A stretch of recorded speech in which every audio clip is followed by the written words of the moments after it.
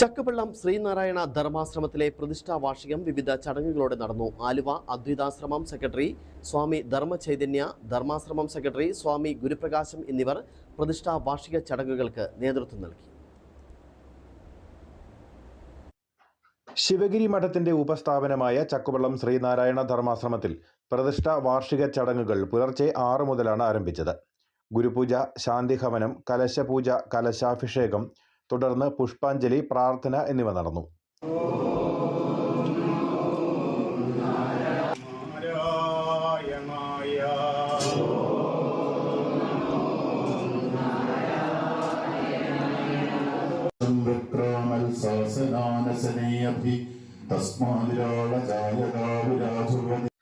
വിശേഷാൽ ചടങ്ങുകൾക്ക് ശേഷം നടന്ന പ്രതിഷ്ഠാ വാർഷിക സംഗമത്തിൽ സ്വാമി ധർമ്മചൈതന്യ, സ്വാമി Guruprakasham, SNDP Yogam Malanad union president Biju Madhavan, Nedumkandam union president PK Rajan, Peerumedu union acting president, പദയാത്രാ സമിതി chairman KN Thankappan, Peerumedu union secretary KP Vinu തുടങ്ങിയവർ സംസാരിച്ചു.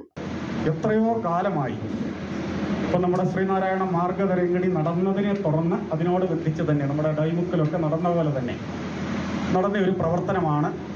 2 വട്ടം അവിടെ ഭവന സന്ദർശനങ്ങൾ നടത്തി. അതുപോലെ അവിടെ കുടുംബ യോഗങ്ങൾ സംഘടിപ്പിച്ചു കൊടുത്തു.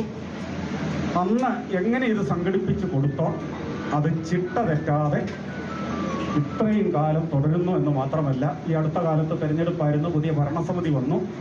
പൂർവാധികം അത് ഭംഗിയായി കൊണ്ടുപോകാനാണ് ഭരണസമിതിയുടെ തീരുമാനമെന്ന് അറിഞ്ഞു കഴിഞ്ഞപ്പോഴാണ് നമ്മൾ ഇങ്ങനെ ഒരു തീരുമാനമെടുത്തത്.